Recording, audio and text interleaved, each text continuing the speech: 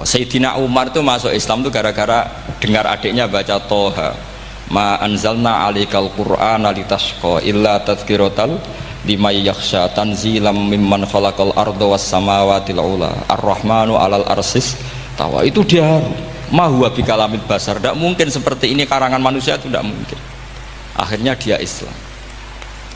Banyak orang Islam karena diperdengarkan Quran, karena memang notnya sudah unik, makna kualitasnya juga sudah unik, semuanya itu unik, indah. Sampai sekarang pun orang kafir itu orang paling tahu Quran. Makanya Allah mensifati orang kafir itu hasadam min indi anfusihim mim ba'di ma tabayyana lahumul haq. Sekarang sama saya tanya, orang sing tabayyana lahumul haq itu orang paham apa orang tidak paham? Mereka orang kafir itu mengingkari Quran, padahal mim ba'di ma tabayyana lahumul haq, setelah kebenaran nyata bagi mereka. Nyata bagi mereka artinya orang kafir paham atau tidak paham? Paham. Cuma mereka punya penyakit hasadam min indian. Mereka juga kalau ada ayat tentang ahkam yang memberatkan, mereka bilang i'ti bi Qur'anin ghairi hada au baddilah. Muhammad harusnya jangan tema itu yang diangkat, bu cari Quran yang lain yang enggak tema itu. Mereka sampai memilih tema itu karena paham apa karena tidak paham? Karena paham. Makanya di makalah saya pastikan ngaji tafsir itu gampang, karena orang kafir pun bisa. Kalau kasus Ahok itu bukan paham itu melintir, beda. Paham sama melintir itu beda. Itu diterjemah kemenang itu jangan mengangkat kawan orang Islam, bukan mengangkat pemimpin. Ya kayaknya kalau ngangkat teman saja tidak boleh, apalagi ngangkat pemimpin. Fatal mana berteman sama orang salah sama ngangkat. Saman kancanan maling ini apik nak menawa nang andani terus ngangkat, "Hei maling ke pimpinanku." Parah mana? Parah mana? Artinya sama saja ketika diterjemah jangan ngangkat teman, sebetulnya ngangkat pemimpin lebih fatal. Itu kan mafhum awlawiyah, itu kan normal saja. Itu di Quran biasa, misalnya innalladzina ya'kuluna amwalal yatama dzulman, orang yang makan hartanya anak yatim secara zalim. Kamu bilang, "Gus, saya tidak makan kok, sepeda motornya tak gasap, tak jual." Yang diharamkan kan makan. Wah, ya sarap kalau gitu. Maknanya begini, memakan harta anak yatim artinya ifsad. Ifsad itu merusak. Nak ngono ikhraq, membakar atau mencuri sama dengan makan, bal asyad, malah kan lebih apa? Lebih apa? Dasar. Jadi yakuluna di situ tuh ba'dul amsilah, sebagian contoh min wujuhil ifsad atau min wujuhil ihlak. Jangan kok karena ayatnya makan, oh yang haram tuh makan, kalau nyuri nggak apa-apa. Waya fatal. Itu kan sama dengan santri geblek dikandani kiai ini, "Cung, kowe mbek bojomu jogeman naboi." Suatu saat istrinya lapor lagi, "Pak Yai sekarang nggak naboi tapi nyadui." Karena naboi itu pakai tangan. Mereka pertama dilaporkan kiainya, "Pak Yai, suami saya itu sering memukulin saya pakai tangan gini. Cung jogeman naboi bojomu." "Nggih Pak Yai, siap." Suatu saat istrinya lapor, "Pak, tetap benjut, kenapa? Kalau nak ini disadui." Mereka pikirannya sing haram nabok, nak nyaduk halal. Wah, itu kan ngajak goblok bareng. Nah, masalahnya di usul fikih kasusnya seperti itu. Makanya saya ini kadang ya maliki sekali. Kadang saya itu maliki sekali. Kadang ya. Misalnya begini, saya beri contoh.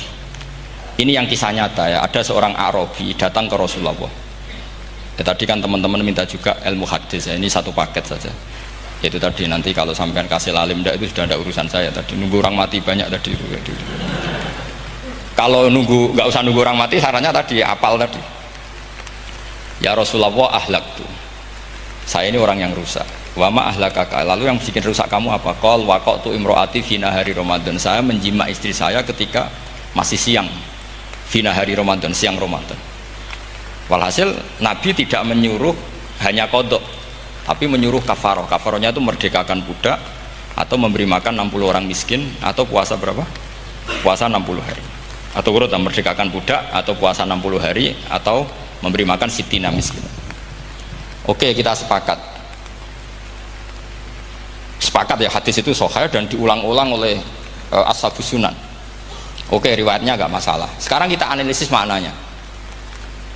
Sekarang sampean saya tanya, Kalau Anda misalnya sekarang jam berapa ini? Misalnya sekarang jam 9 kurang seperempat Ramadan, terus Anda rokok atau Anda ngopi, kepengen ngopi terus ngopi tanpa udhrin syar'iyin, Anda hanya wajib qadha apa bayar kafarah? Tidak sampai jawab. Rata-rata kiai kita, oh mau wajib qadha Gus karena gak jima. Sing seru kafarah itu nak jima. Kan ngombe kopi be jima beda. Pertanyaannya tuh lucu, ini naik secara fikih masalahnya begini. Jima bojo itu tidak zina, berarti dengan makan bedanya apa? Sama kan, sama-sama amrun mubah, sesuatu yang boleh. Kenapa hukumannya berat?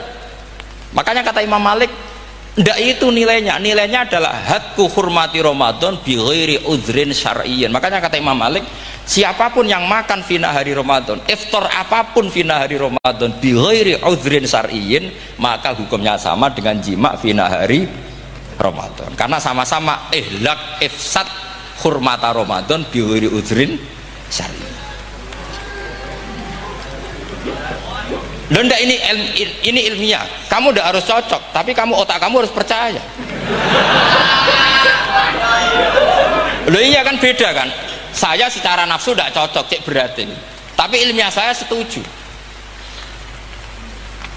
Kalau Kiai Kandani itu kan pasti pakai badul amsilah, kan nggak mungkin semua contoh disebut.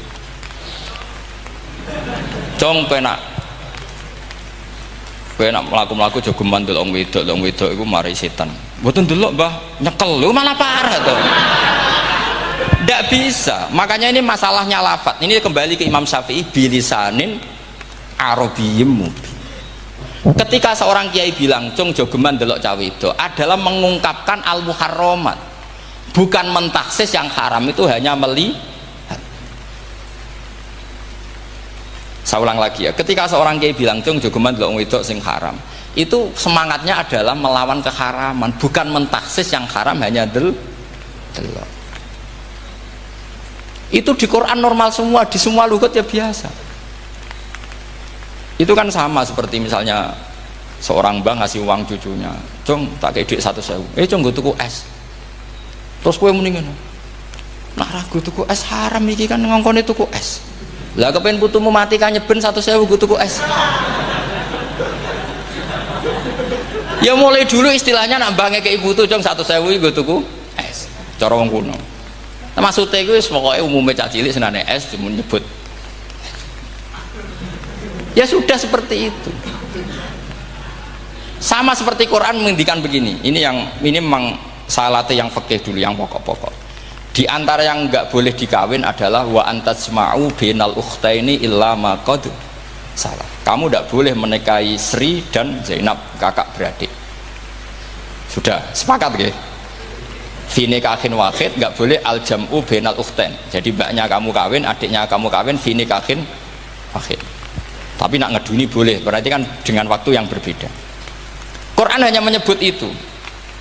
Kemudian Rasulullah zaman Sugeng itu hanya nambahi wala binal mar'ati wa ammatiha wala binal mar'ati wa kholatiha, juga agak boleh menikahi ponaan plus buliknya, baik bulik dari bapak yaitu ammah maupun bulik dari ibu disebut apa? Kholah. Kemudian ulama fikih merasa ada yang kurang, ditambahi lagi dua perempuan yang andekan yang satu itu lelaki kok haram nikah, berarti haram jam'u fi nikahin wahid. Misalnya cucu rabibahnya boleh enggak? Enggak boleh kan? Berarti kalau sampai mengumpulkan cucu dan mbahnya fi nikahin wahid juga enggak? Tapi orang yang waras itu tidak akan nyalahkan Quran ketika tidak lengkap.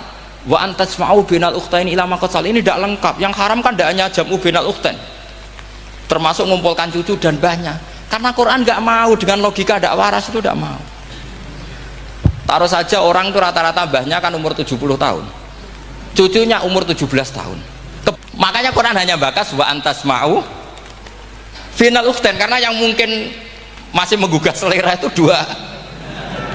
Tapi kalau cucu sama mbahnya itu, kalau ada yang masih selera kan ya sarap tuh. Tapi fikih sebagai kaidah tetap menerangkan termasuk yang haram jam'u adalah bainal mar'ati wajad dati. Paham juga maksudnya? Artinya ketika menyebut itu tidak jaminan merangkum semua hukum, tapi ba'dul amsilah. fa innal akila yaktafiya bi isyaratil ba'di, karena orang kalau punya akal diisyarai sebagian sudah paham. Ini penting kalau aturakan. Jadi ini penting. Nah bayangkan sekarang banyak gerakan-gerakan ahli Quran katanya, tapi nggak memahami ilmu usul fikih. Quran ra ono ya wis.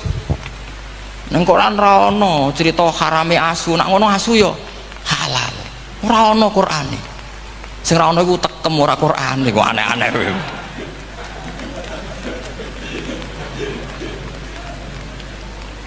Itu kan sama. Terus sampean misalnya tadi jam 09.00 Ramadan tambah uzurin syariyin terus mangan mie rokokan, itu kan melecehkan Ramadan biguri uzurin syariyin, karena melecehkan hurmata Ramadan kena sanksi separah itu. Jangan kamu terus bilang tapi Nabi hanya bilang masalah jima finari Ramadan. Jima istri itu hukumnya itu tidak zina, hukumnya itu mubah, sama dengan makan. Ini cara mazhab Maliki, tapi kita alhamdulillah mazhab Syafi'i.